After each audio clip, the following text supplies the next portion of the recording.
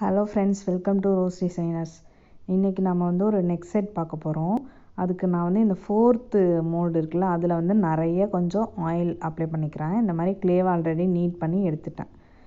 எந்த அளவுக்கு தேவையோ அந்த அளவுக்கு க்ளேவை எடுத்துகிட்டு இந்த மோல்டில் வச்சு எக்ஸஸ் வந்து கட் பண்ணிக்கிறேன்.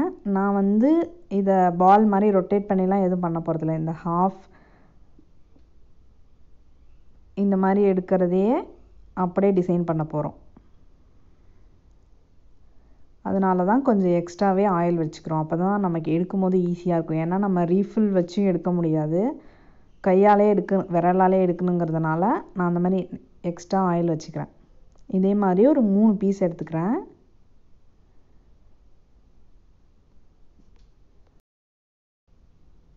அடுத்த பீஸ் இதே மாதிரி எடுத்துட்டேன்.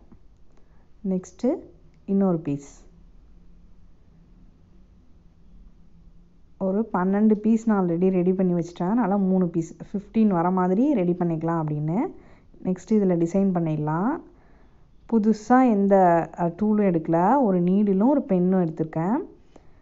இந்த மாதிரி ஆயில் அப்ளை பண்ணி ஸ்மூத் பண்ணிக்கலாம். ஆல்ரெடி அதிலே கொஞ்சம் ஆயில் இருக்கும், அதனால் லைட்டாக மட்டும் ஆயில் எடுத்துகிட்டு இந்த மாதிரி ஸ்மூத் பண்ணிடலாம். எக்ஸஸ் எதுவும் இருக்காது இதில்.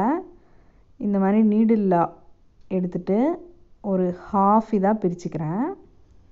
இந்த மாதிரி அதே மாதிரி இந்த 3 பீஸு இந்த மாதிரி ஹாஃபாக பிரிச்சுக்கிறோம்.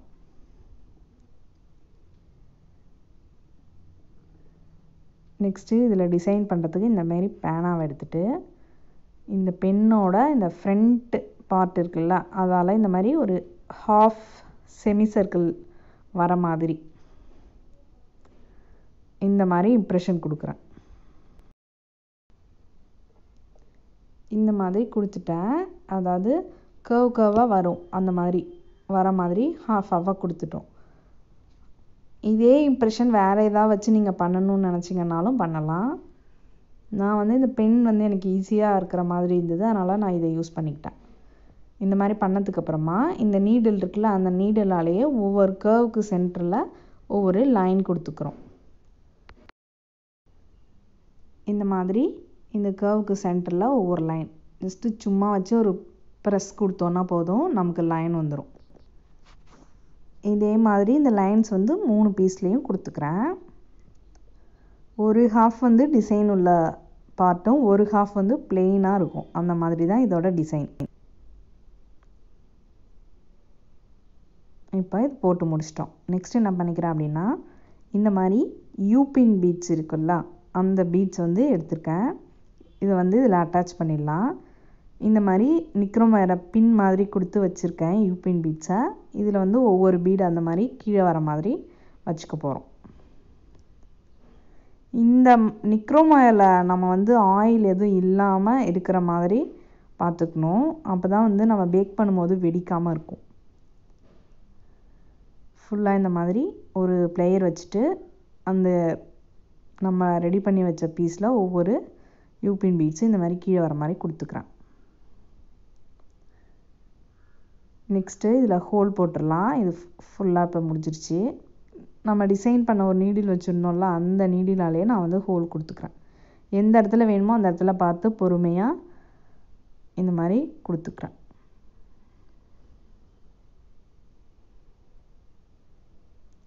இந்த எக்ஸஸ் எதுவும் இல்லாமல் நல்லா ஸ்மூத் பண்ணி விட்டுடலாம். இதே மாதிரி ஒவ்வொரு பீஸ்லேயும் கரெக்டாக எந்த இடத்துல தேவையோ அந்த இடத்துல ஹோல் போட்டுக்கிறேன்.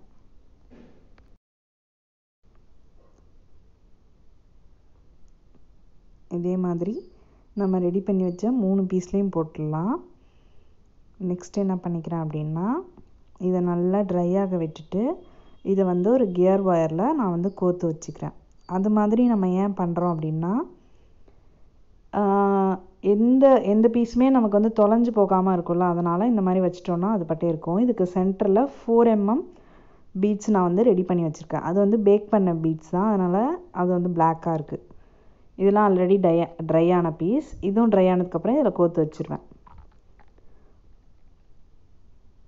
இப்போ இது ஃபுல்லாக முடிஞ்சிருச்சு. இதை வந்து நான் பேக் பண்ணி எடுத்துகிட்டு இதுக்கு வந்து நான் வேறு எந்த கலரும் பெயிண்ட் பண்ணல, ஃபுல்லாகவே கோல்டு பண்ணியிருக்கேன். அதனால் நான் வந்து பெயிண்டிங் வீடியோ போடல, ஃபுல்லாகவே பண்ணி முடிச்சிட்டேன். அதனால் இந்த மாதிரி கோல்டுங்கிறதுனால அப்படியே காட்டியிருக்கேன். பிடிச்சிருந்தா லைக் பண்ணுங்கள், ஷேர் பண்ணுங்கள், மறக்காமல் சப்ஸ்கிரைப் பண்ணுங்கள். தேங்க்யூ ஃபார் வாட்சிங்.